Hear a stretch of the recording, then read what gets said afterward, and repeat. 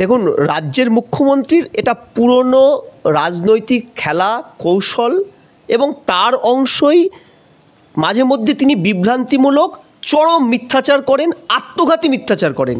আমি কেন বলছি, 1998 সাল NDA 1 সরকার, অটল বিহারী বাজপেয়ী কবি মানুষ, সজ্জন মানুষ, ভালো মানুষ, নরম হৃদয়ের মানুষ, মমতা ব্যানার্জিকে বোনের মতো স্নেহ করে অর্থ, পলিটিক্যাল ক্ষমতা সব কিছু দিয়ে তার দল তৃণমূলকে তৈরি করালেন। তৈরি করানোর পরে যত ধরনের বৈধ অবৈধ সুবিধা সেই সময় NDA সরকারের অটল বিহারীর থেকে তিনি মাথায় হাত বুলিয়ে বের করে নিলেন। নেওয়ার পরে ভোটের আগে 2001 বিধানসভা নির্বাচনের আগে ঠুনকো ইস্যুতে সরকারের থেকে সমর্থন উইথড্র করে তিনি কংগ্রেসের সাথে জোট করে রাজ্যে নির্বাচনের লড়ে ভরাডুবি হলো এবং আবার NDAতে ফিরে গিয়ে পৃথিবীর প্রথম দপ্তরহীন মন্ত্রিত্ব সামলেছিলেন এই মুখ্যমন্ত্রী মমতা ব্যানার্জি। এই যে একাধিকবার বিশ্বাসঘাতকতা করা, যে থালায় খান সে থালায় ফুটো করা, এটা তার পুরনো অভ্যাস। সেই সময়েও তার এই সব জারিজুরি তখন লৌহ মানব অটল বিহারীর ডেপুটি লালকৃষ্ণ আডবাণী মেনে নেননি বলে এই একই কায়দায় বিজেপির উঁচু লেভেলের সরকারের ক্যাবিনেটের ভিতরে তিনি বিভ্রান্তি ছড়িয়েছিলেন এবং সেটা তিনি জানেন। বিভ্রান্তি ছড়ালে পরেও তা মানে সবাই তো আর ঘাসে মুখ দিয়ে চলে না। উচ্চ স্তরের সব নেতারা সবই জানেন কৌশলগুলো। যেটা হয় মমতা ব্যানার্জির এই কৌশলের প্রভাবটা পড়ে হচ্ছে সেই দলের নিচু স্তরের কর্মীদের মধ্যে। আর তার দল তৃণমূল কংগ্রেসের একনিষ্ঠ যে সমর্থকরা আছে তাদের কাছে বার্তা দেওয়া, দেখেছো আমার কোনো দোষ নেই, আমি কোনো রকম দোষে দুষ্ট নই, যা শয়তানি করছে ওই দল, স্বরাষ্ট্রমন্ত্রী অমুক।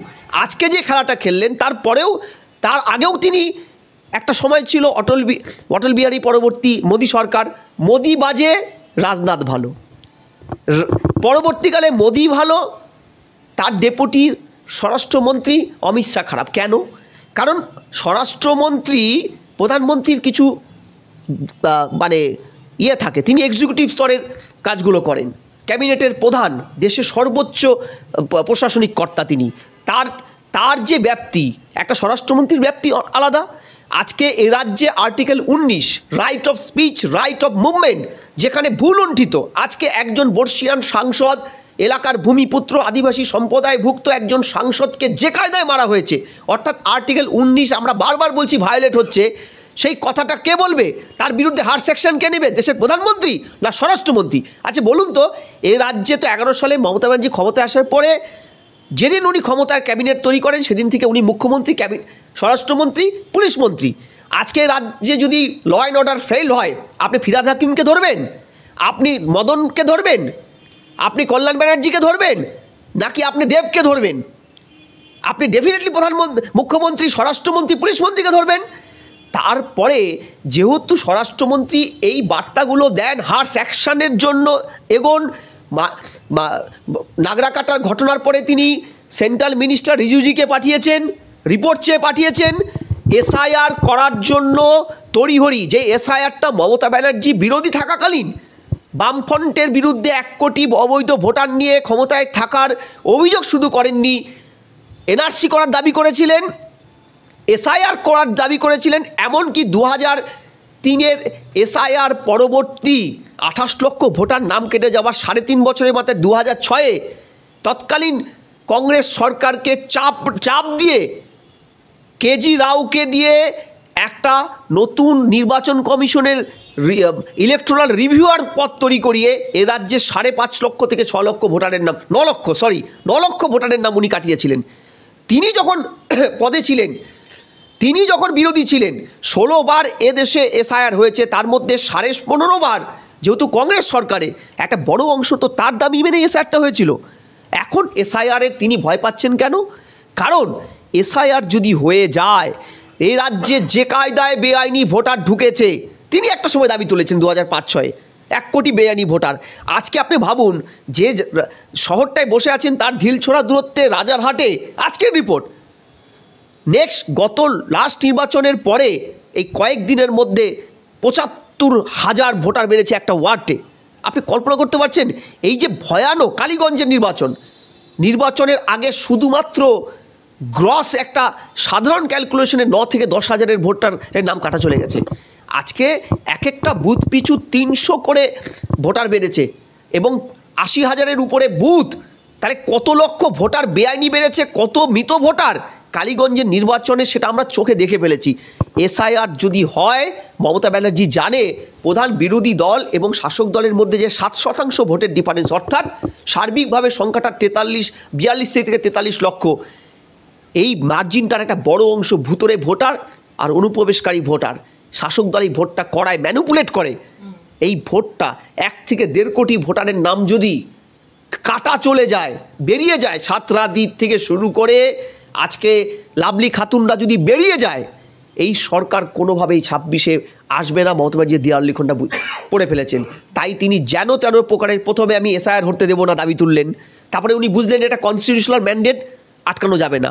তারপরে তিনি কি বললেন, কোনো একজন ভোটার লিস্টের নাম কাটা যাবে না। একবারও বলেননি অবৈধ ভোটারের নাম কাটা যাবে না, বলেছেন কারো নাম কাটা যাবে না। অর্থাৎ সাতরাতি লাভলি খাতুনদের হয়ে ওকালতি করলেন।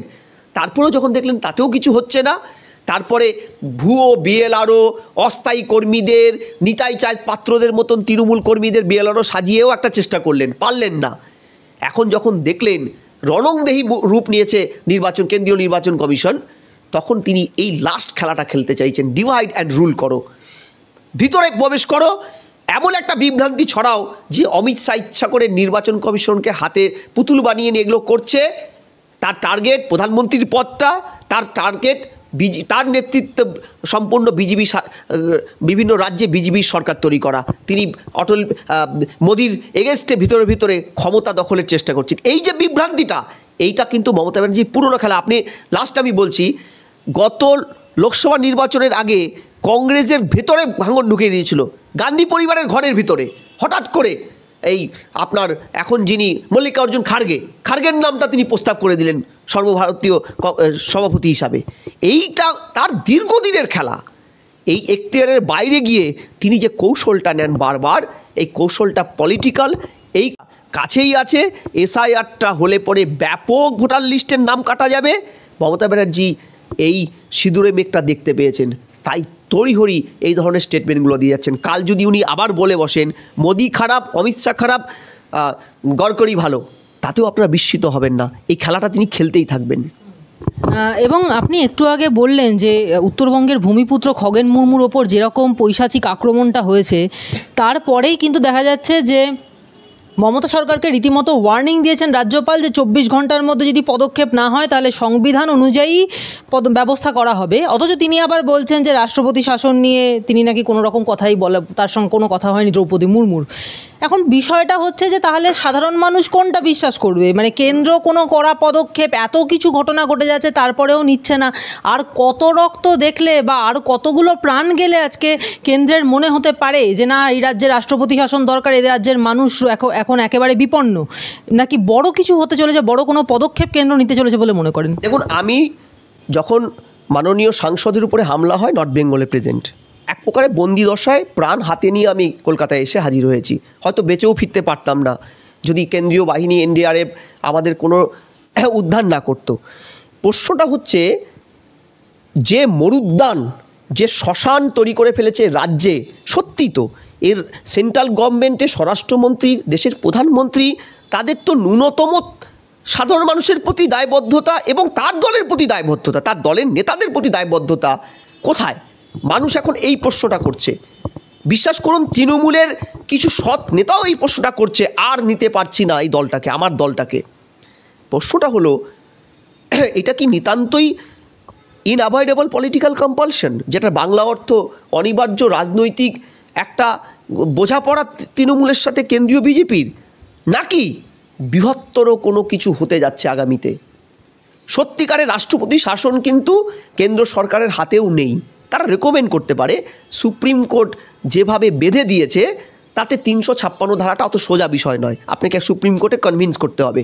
কিন্তু আমি তারপরেও বলছি 355 একটা ধারা আছে, যে ধারাটায় সরকারকে এক্সিস্ট রেখে ল অ্যান্ড অর্ডারটা ডেটোরেট করেছে। এই কারণে অন্তত পুলিশ প্রশাসনটাকে সেন্ট্রাল কন্ট্রোল করে ভোটটা করতে পারে। যাই হোক না কেন 26-এর নির্বাচন যদি এই সরকারকে এক্সিস্টিং রেখে 21 বা তারপরে যতগুলো নির্বাচন এই রাজ্যে হয়েছে করতে চায় কেন্দ্রীয় নির্বাচন কমিশন, আমি বলছি রক্ত গঙ্গা বয়ে যাবে। সরকার এখানে ভোট করায় না, ভোট হতে দেয় না। আপনি ভাবতে পারছেন হাইয়েস্ট ল মেকার একজন সাংসদ, বর্ষিয়ান সাংসদকে যে কায়দায় আক্রমণটা হয়েছে, চ্যানেলগুলো দেখাতে পারছে না তার রক্তপাত, কারণ সেখানে টার্মস অ্যান্ড কন্ডিশন ভায়োলেট করে যাচ্ছে, চ্যানেলগুলোকে ব্লক করে দিতে পারে, সোশ্যাল মিডিয়া দেখানো যাচ্ছে না, হেজি করে দেওয়া হয়েছে। তার ফলে ভাবুন ইন্টেন্সিটিটা কোথায়। তারপরে এবং এই আক্রমণটা হয়েছে রাজ্যের মুখ্যমন্ত্রী, রাজ্যের পুলিশ মন্ত্রী, রাজ্যের স্বরাষ্ট্রমন্ত্রী উত্তরবঙ্গে তখন প্রেজেন্ট। তিনি এই লুম্ফেনিক গুন্ডাদের পাশে দাঁড়িয়ে বলছেন, প্রথমে তিনি বললেন কি না অত কনভয় নিয়ে গেছে সাধারণ মানুষের ক্ষোভ, তারপরে একটু নরম হলেন, একটু প্যারাডাইম শিফট হয়ে বললেন ও সুগার আছে, সামান্য আক্রমণ, সামান্য একটু চোখের নিচে লেগেছে, কানের পিছনে লেগেছে। তারপরে আবার একটু শিফট করলেন, করে এবার কি যেটা বললেন আরও সাংঘাতিক, বিজেপির অন্তকলহ। এইটা আখিরে এই বার্তাটা উনি দিচ্ছেন কেন বারবার? ওই যে তার যে তথাকথিত যারা ধরা পড়েছে, এই বহিরাগত অনুপ্রবেশকারী যারা আদিবাসী, নেপালি, রাজবংশী, ওখানকার ভূমিপুত্র, সরল মূল নিবাসী মানুষগুলোর মাঝখানে ঢুকিয়ে দিয়ে হামলাটা উনি করালেন, তাদেরকে বার্তা দেওয়া তোমাদের পাশে আছি, যদি বাধ্য হয়ে তোমাদের অ্যারেস্ট করতেও হয় এমন ধারায় তোমাদেরকে করব যাতে তোমরা অচিরেই বেরিয়ে যেতে পারো।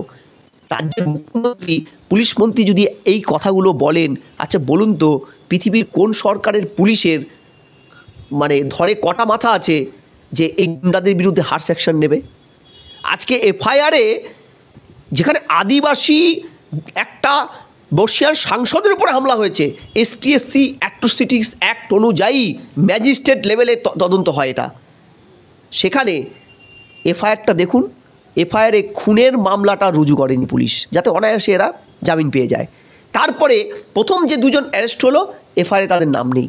মূল অভিযুক্ত পিঙ্কি খাতুন থেকে শুরু করে একাধিক যারা তৃণমূলের এলাকার পঞ্চায়েত সদস্য, জেলা পরিষদ, পঞ্চায়েত সমিতির, এখনও কিন্তু তারা অ্যারেস্ট হয়নি। তারা কতগুলো স্কিপগোট ধরছে, ঠিক আছে, বলির পাঠা, এবং তড়িহড়ি এদেরকে ঠিক বের করে দেওয়া হবে প্যাসেজ করে লঘু ধারায়। এটা মমতা ব্যানার্জির এই সরকারের একটা পলিসি। আপনি 2020 ডিসেম্বরের 10 তারিখে নাড্ডা সর্বভারতীয় বিজেপির সভাপতির উপরে হামলার থেকে শুরু করে আজ অবধি তৎকালীন স্বরাষ্ট্র প্রতিমন্ত্রী নিশীথ প্রামাণিক, ডক্টর কেন্দ্রীয় মন্ত্রী ডক্টর সুকান্ত মজুমদার, একাধিকবার এ রাজ্যের বিরোধী দলনেতা যিনি মুখ্যমন্ত্রীর মতন একই স্ট্রেচার সংবিধান তাকে দিয়েছে, যে হামলাগুলো হয়েছে ক্যারেক্টারগুলো দেখুন। প্রথমে মহিলাদেরকে এগিয়ে দেওয়া হয়, তারপরে মব অ্যাটাকটা করে, তারপরে পুলিশ বলে এটা সম্মিলিত বিক্ষোভ, ক্ষোভ, মানুষের ক্ষোভের বহিঃপ্রকাশ। এই প্যাটার্নটা কিন্তু তৃণমূলের রাষ্ট্রীয় মদতে তৈরি করা, এবং এইটা চলবে কতদিন অবধি? আপনি লাস্ট নির্বাচনে দেখেছেন দিলীপ ঘোষ থেকে শুরু করে একাধিক জনপ্রতিনিধি যারা ভোটে দাঁড়িয়েছে, তারা এলাকায় ভোটে দিন ঘুরতে শুরু করে কার উপরে না আক্রমণ হয়েছে। এই ধারাটা কিন্তু অব্যাহত থাকবে 26-এর নির্বাচনে, শাসক বুঝিয়ে দিয়েছে। ফলে এই সরকারকে এক্সিস্টিং রেখে কোনো নির্বাচন প্রহসন ছাড়া কিছু হতে পারে না বলে আমি মনে করি। এবং এই ঘটনার পরে কিন্তু বিজেপির পক্ষ থেকেও যথেষ্ট কড়া বার্তা দেওয়া হয়েছে, এবং সরাসরি হুঁশিয়ারি দিয়েছেন সুকান্ত মজুমদার নাগরাকাটা থেকে, যে গ্রেফতার যদি না হয় তাহলে এবার পাল্টা মার হবে। কিছু বলবেন এ বিষয়ে? দেখুন, চোখের বদলে চোখ, প্রতিহিংসার বদলে প্রতিহিংসা, রাজনীতির এই অঙ্কটা আমি বিশ্বাস করি না ব্যক্তিগতভাবে, কিন্তু আমার বিশ্বাস তো আর রাজনীতির প্রবাহটাকে আটকাতে পারে না। কোথাও গিয়ে মারের বদলে মারই হয়তো সমাধানও হয়। কারণ আমি আবারও বলছি যে আমার কিন্তু তত্ত্ব নয়। আমি ব্যক্তিগতভাবে বিশ্বাস করি না প্রতিহিংসার বদলে প্রতিহিংসার রাজনীতি বা কোনো সমাজের কোনো সেক্টরে সম্ভব। এটা সমস্যা বাড়ে বই কমে না। আমি তারপরেও বলছি হয়তো এরপরে বিজেপি দলটিকে সাইনবোর্ড হতে বাঁচানোর আর কোনো রাস্তা থাকবে না, হয় কেন্দ্র সরকার সাংঘাতিক কোনো অ্যাকশান নেবে, তা না হলে কর্মীরা এ রাজ্যের বিজেপির নেতারা হাতে মারের বদলে মার হিসাবে লাঠি তুলে নেবে। কারণ শাসক তো তার গণতন্ত্রের সংজ্ঞাটাই পাল্টে দিয়েছে এই রাজ্যে, যার লাঠি তার তন্ত্র, তৃণমূলের ভাষায় এটার নামই গণতন্ত্র।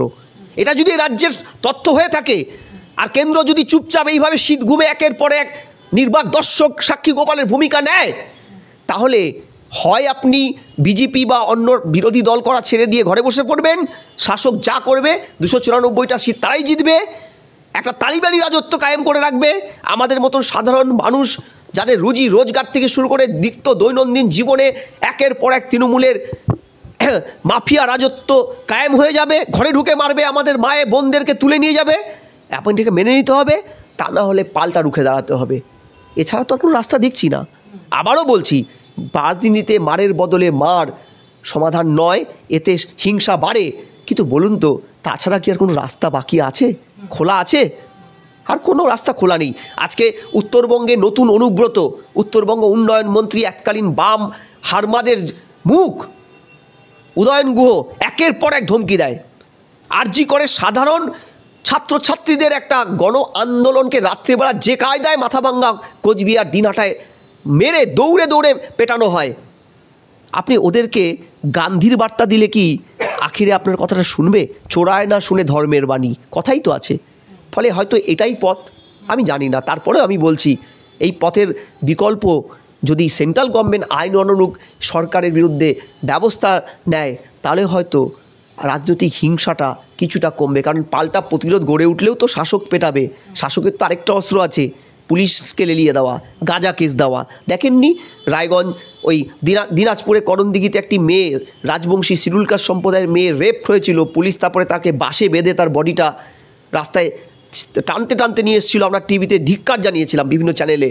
তারপরে তার প্রতিবাদ করেছিল বলে ওই মেয়েটির একটা তুতো দাদাকে ঘরে ঢুকে গুলি করে মেরেছিল। এমনকি উর্দু শিক্ষক চাই না বাংলা শিক্ষক চাই এই দাবি করার জন্য রাকেশ তাপসকে কি করে গুলি করে মেরেছিল পুলিশ। পুলিশ তো এখানে তৃণমূলের আরেকটা হারমাদের ভূমিকা নিয়েছে। ফলে পুলিশ গাঁজা কেস দেবে, পুলিশ মারবে। ফলে রুখে দাঁড়ালে যে সাধারণ সহনাগরিকদের মৃত্যু মিছিলটা বাড়বে, এটাও তো আমাদের মাথায় রাখতে হবে।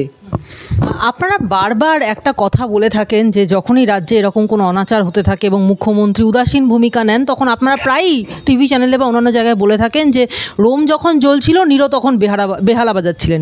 এবং ঠিক যেন সেই বিষয়টা একদম পরিষ্কারভাবে প্রতিভাত হলো আমরা যখন দেখলাম কার্নিভালের মঞ্চে মুখ্যমন্ত্রী উল্টো করে বেহালা বাজাচ্ছিলেন। নীরো তবু সোজাভাবে বেহালাটা বাজাতেন, মুখ্যমন্ত্রী উল্টো করে বেহালা বাজাচ্ছেন। আর ওই দিকে তখন বন্যায় ভেসে যাচ্ছে উত্তরবঙ্গ, মানুষের পর মানুষ মারা যাচ্ছে। এবং তাতে যখন তাকে প্রশ্ন করা হলো যে আপনি কেন উত্তরবঙ্গে গেলেন না, আজকে এখানেই আপনার কার্নিভালে আপনার থাকার কি দরকার ছিল, উনি তখন বললেন এটা একটা সরকারি প্রোগ্রাম, এতগুলো ক্লাব এখানে অপেক্ষা করে আছে, এগুলোকে ছেড়ে দিয়ে কি যাওয়া যায়? আগামীকাল কার্নিভাল ছেড়ে আমি উত্তরবঙ্গে যাব। প্রসঙ্গটা হচ্ছে যে সেদিনকে একটা জায়গায় মানুষ হাহাকার করে মরছে এবং সেখানে দাঁড়িয়ে মুখ্যমন্ত্রী এখানে দাঁড়িয়ে নাচে গানে ব্যস্ত, বেহালা বাজাতে ব্যস্ত। কোন রাজ্যে আমরা আছি? এটা কি কোনো সভ্য সুস্থ সমাজ? দেখুন, আমি ওই চিত্র দেখার পরে নর্থ বেঙ্গলে সাংঘাতিক প্লাবনের মধ্যে তখন বন্দি আমি, খাওয়ার জল পাচ্ছি না, আশেপাশে হাহাকার দেখে আপনারা ওগুলো মিডিয়াতে সব প্রকাশ করা সম্ভব হয়নি ওই জায়গায়। তারপরে রাজ্যের অভিভাবিকা আমার মুখ্যমন্ত্রী ওই ধরনের কোমর দুলিয়ে নাচছেন, একটা লেডি নিরোর ভূমিকায় অবতীর্ণ হয়ে টলিউডের কিছু ধান্দাবাজ তথাকথিত মানে মহানায়ক মহানায়িকা পুরস্কারপ্রাপ্ত লোক যাচ্ছেন, কোমর দুলিয়ে নাচছেন, বেহালা উল্টো করে বাজাচ্ছেন। তখন খুব কষ্ট হচ্ছিল যে উনি আমার মুখ্যমন্ত্রী। তো বিশ্বাস করুন, সেদিন থেকে আমি দৃঢ় যে আজ থেকে আমি ওনাকে অন্তত আমার মুখ্যমন্ত্রী মানব না। যেখানে যতবার প্রশ্ন আসবে অন্তত আমি এই কথাটা বলবো, আমি আপনাকে মুখ্যমন্ত্রী মানি না, প্রথম। দ্বিতীয়, টিম্বার ট্যুরিজম অর্থাৎ এ রাজ্যের অর্থনীতির স্পাইনাল কর্ড উত্তরবঙ্গ, জলবিদ্যুতের যারা 85% সাপ্লাই করে যে উত্তরবঙ্গ, সেই উত্তরবঙ্গের মানুষ এ রাজ্যের মুখ্যমন্ত্রী এবং তৃণমূল সরকারের কাছে যে দ্বিতীয় শ্রেণীর নাগরিক, তা তো পরিষ্কার। তা না হলে আপনি ভাবুন, একটা রাজ্য সরকার একটা এত বড় জনপদ, রাজ্যের প্রায় অর্ধেকটাই বলতে পারেন, সেই জনপদের জন্য একটা বাজেটে 866 কোটি টাকা অ্যালট করছেন, অর্থাৎ মাথা পিছু 244 টাকা করে উন্নয়নের খরচা এক বছরের। অথচ এ রাজ্যের 33% মানুষের মধ্যে 5% মানুষ মুসলিমও মাদ্রাসায় পড়াশোনা করে না, 5% করে না, হিসাবটা হয়তো আরও কম। তাদের জন্য তিনি 5800 কোটি টাকা খরচা করলেন। একটা সরকার তার দৃষ্টিকোণ কোথায় একটা জনপদ সম্পর্কে রাখে, যে সরকার এখনও তার পলিসির পার্ট করে রেখেছেন কলকাতায় বা অন্য কোনো বড় শহরে কোনো সরকারি কর্মচারী যদি রাষ্ট্রের বিরুদ্ধে কোনো যুদ্ধ ঘোষণা করে বা কোনো অন্যায় করে, তার পানিশমেন্ট ট্রান্সফার দেওয়া হয় উত্তরবঙ্গে। আরজি করে ডাক্তারদের সবাইকে পাঠানো হয়েছিল উত্তরবঙ্গে, অর্থাৎ সরকারি খাতায় উত্তরবঙ্গ এখনও পানিশমেন্ট জোন। ওখানে মানুষ থাকে না, ওখানে তৃণমূলের নেতারা গিয়ে কলকাতার থেকে গিয়ে নদী, জল, জঙ্গল পরিষ্কার করে রিসোর্ট বানিয়ে মুনাফা লুটবে, তা জলবিদ্যুৎ নিয়ে আসবে, ট্যুরিজম করবে। তার মুখ্যমন্ত্রীর একটা সেক্রেটারিয়েট আছে যেখানে 43টা ক্যাবিনেটের কোনো ক্যাবিনেট দপ্তর, কোনো মন্ত্রী, কোনো আমলা কেউ বসে না উত্তরকন্যা। এমনকি এত বড় প্রাকৃতিক ভয়ানক দুর্যোগের পরে উত্তরকন্যায় কোনো ত্রাণ তহবিল, ত্রাণের দপ্তর, এমনকি কন্ট্রোল রুম পর্যন্ত খোলা হয়নি, নবান্নে খোলা হয়েছে। উত্তরবঙ্গে আজও 40 জনের উপরে মানুষ নিখোঁজ। মুখ্যমন্ত্রী বলে দিয়েছেন উদ্ধার কাজ কমপ্লিট। আজকে আপনি ভাবুন, আমরা বারবার বিশেষজ্ঞদের মতামত নিয়ে সরকারকে, আমি যেহেতু ওখানে ভূমিপুত্র, ওই মাটির টান আমার আছে, বারবার যখন বলছি যে বিরল প্রজাতির ঘাস লাগান ম্যাডাম, ওখানে নদী খাত পুনর্খনন করুন, যেটা এক্সভ্যাকেশন বলা হয়।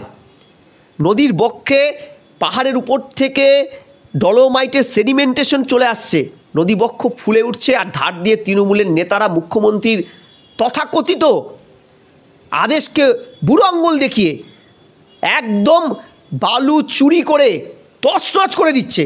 ফলে নদী গর্ভ যেখানে ড্রেজিং হয় না, 4-5টা বালু উত্তোলন হচ্ছে বেআইনিভাবে।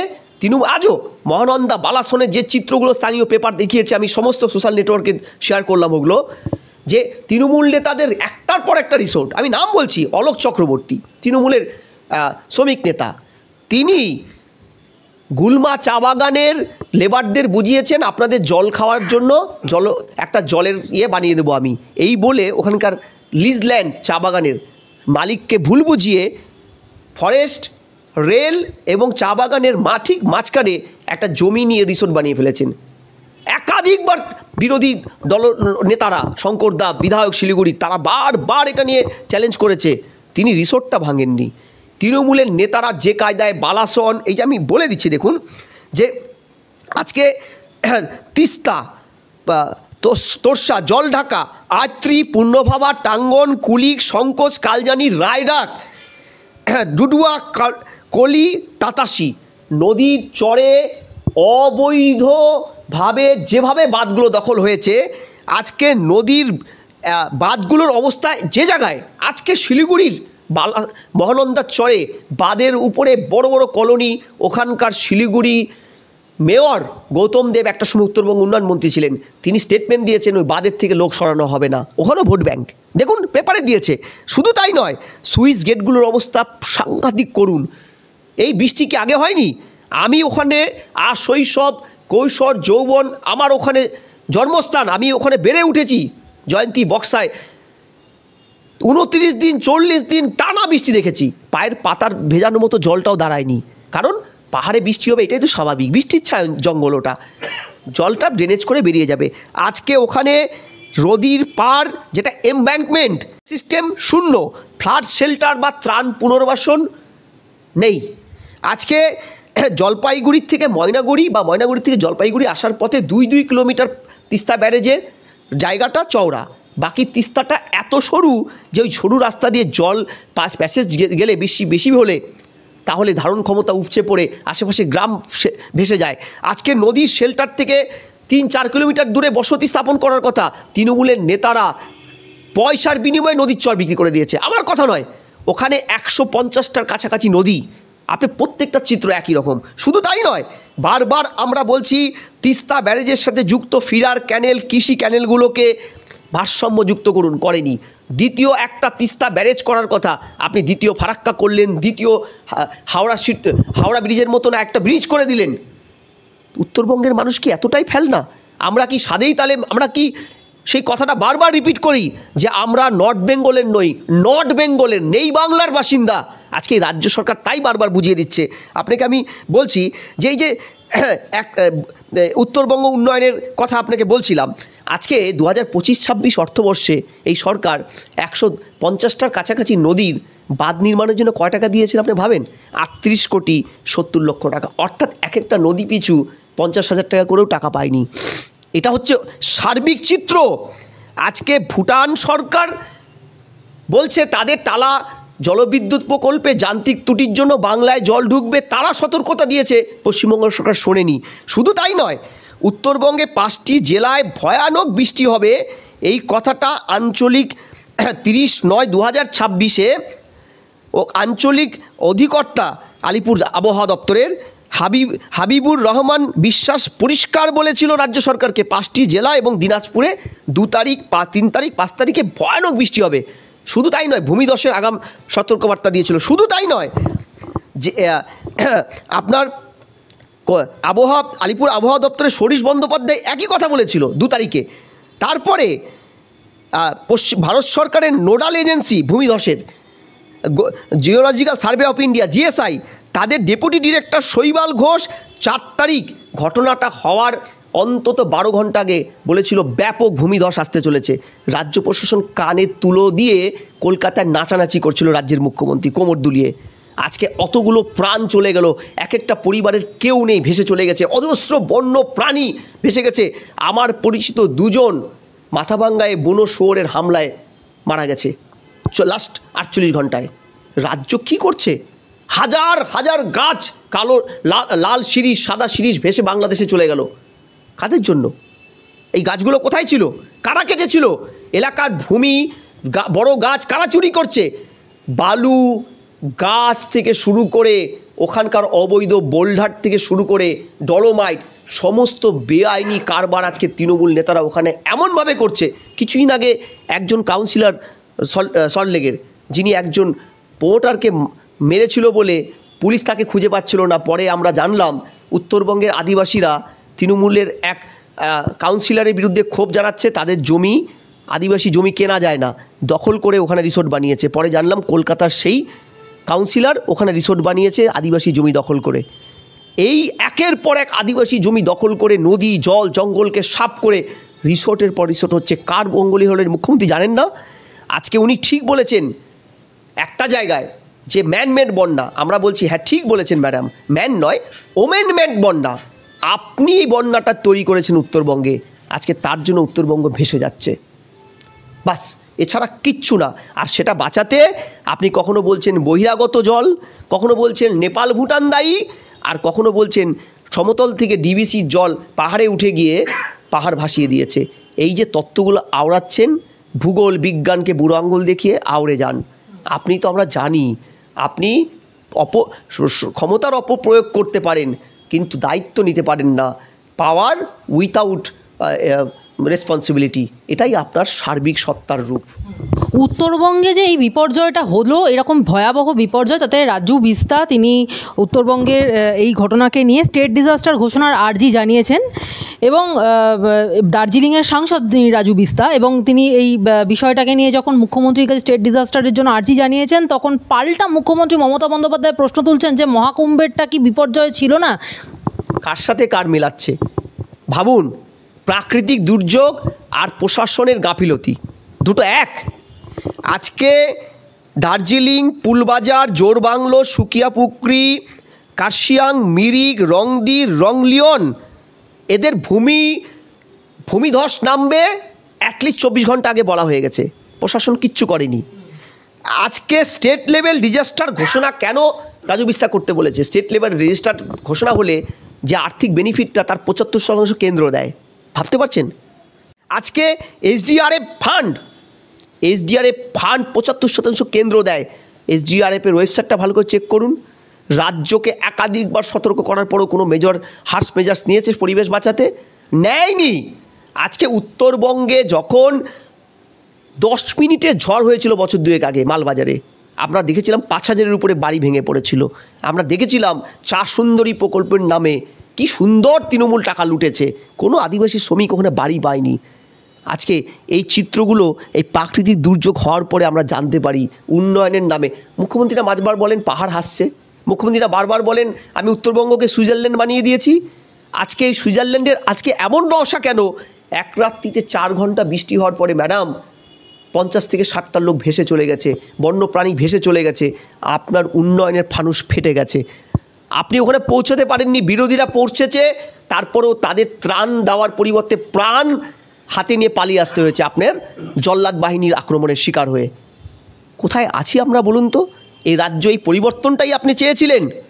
এই পরিবর্তনের হয়ে আপনি বারবার বলেছিলেন বদলা নয় বদল চাই। উত্তরবঙ্গের মানুষ কি আজও ইতর জানোয়ারের মতনই থাকবে আপনার রাজ্যে? আমরা কি আজও এই রাজ্যের বাসিন্দা থাকবো? এই প্রশ্নগুলো রইল আপনার কাছে।